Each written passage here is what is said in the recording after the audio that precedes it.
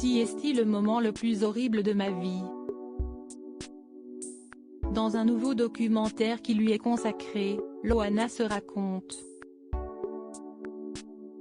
Dans celui-ci, diffusé jeudi 11 mars à 21h15 sur C8, dont un premier extrait a été dévoilé sur les réseaux sociaux de la chaîne, l'ancienne gagnante de Loft Story retrace son parcours, sa descente aux enfers, et revient notamment sur sa grossesse non désirée et l'abandon de sa fille.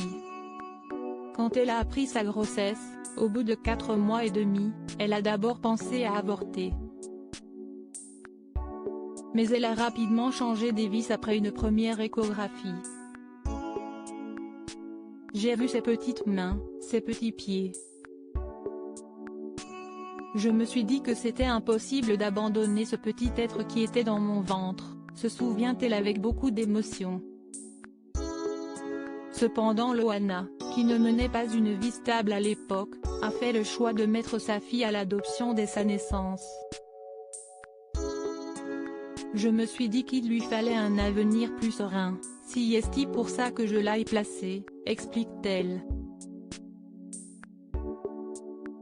Après plusieurs jours de réflexion, elle a finalement fait les démarches nécessaires avant le délai de rétractation de 2 mois et a demandé à la juge que la petite fille soit placée en pouponnière.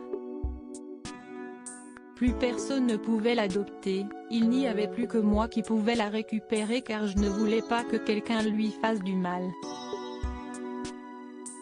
Loana ne pouvait pas élever sa fille malgré l'envie d'élever son enfant. Loana a finalement décidé de le mettre à l'Adidas après la pouponnière. Et elle se souvient, des années plus tard, de ce moment, minute par minute. J'ai dû laisser ma fille parce que je n'avais pas les moyens de l'élever.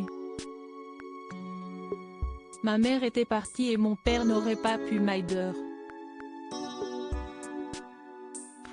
Je crois que c'est la chose la plus horrible.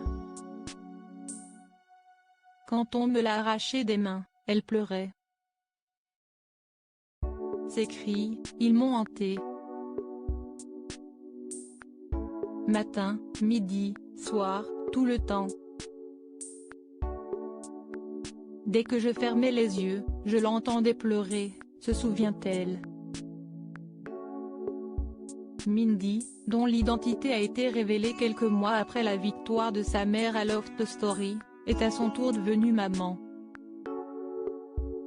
Elle n'est pas en contact avec Loana, qui a récemment fait une overdose de médicaments.